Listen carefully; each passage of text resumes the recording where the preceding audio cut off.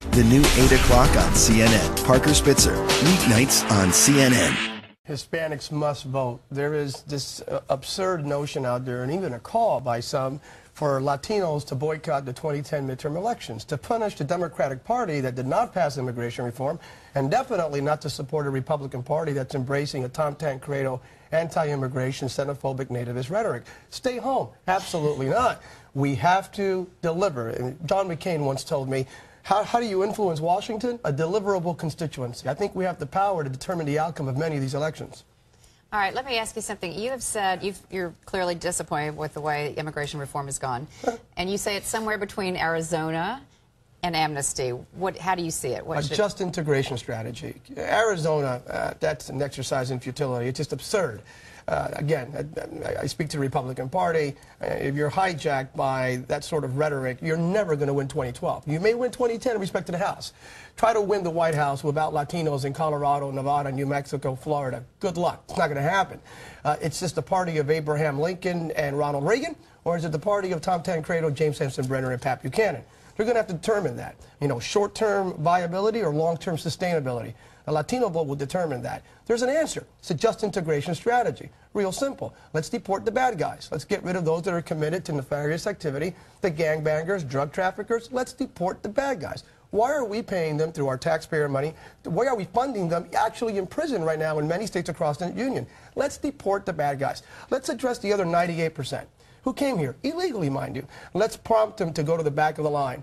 Let's make sure they learn English and demonstrate proficiency in the English vernacular. Pay fines. Respect the rule of law. Understand what it is to be an American. Civics 101. That's just integration. We need to address the issue of integration rather than go to the extreme of amnesty or the extreme of Arizona. Both extremes. Okay, now here's what's interesting. You have laid out something that is sensible, right in the middle. Seems that everybody who was not just playing to a political constituency would say, yes, that makes sense. Why has that not had any traction in Washington? And has that, in fact, not been what President Obama has basically been pushing? And so why do you fault him for not succeeding, even though you know how hard it is? Actually, in defense of President Obama, I don't agree with him in a number of public policy issues, but in respect to immigration, I agree with him wholeheartedly. Right. I don't blame President Obama. I blame Congress. Congress is playing volleyball with the Hispanic American electorate, without a doubt. It was the Democratic Party that made a promise. In the first year of the Obama administration, we will pass immigration reform. We are 2 years into immigration reform, and what we have is Arizona.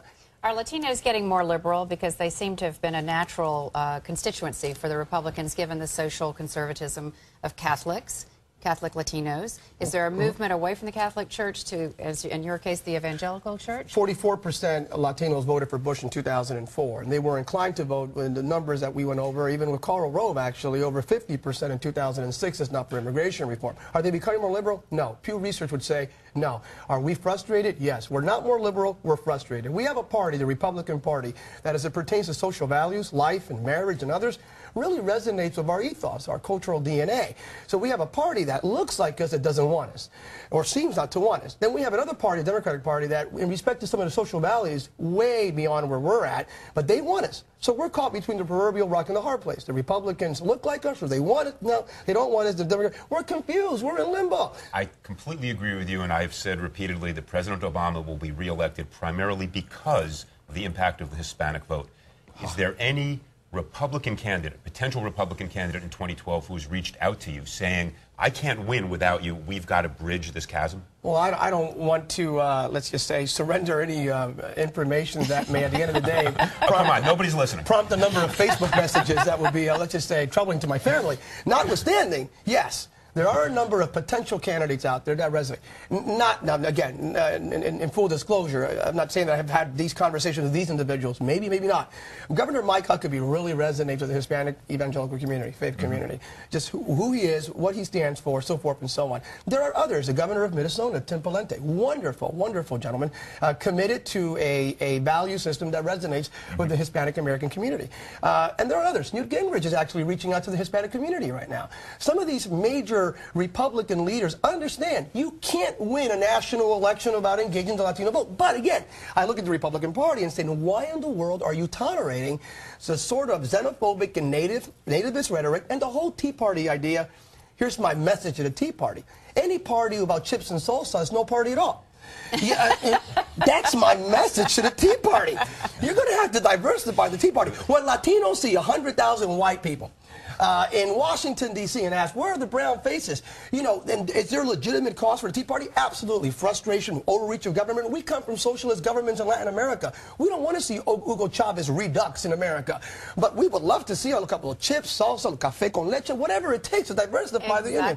We need diversity in the Republican Party. And then we need the Democratic Party to move more towards the center on social values and pass immigration reform. I'm getting a sense of your pulpit here. You must feel like the most popular young man at the dance. Everyone's courting you. Who are some of the people who have come to you? No, I mean, I don't think it's honestly, I don't think it's about Sam Rodriguez. I'm not playing the super humble card here. I think it's just a constituency that we serve. But from both sides, from Democrats and Republicans and some of the presidential candidates you've read, and yes, they've courted us. They want to have a conversation.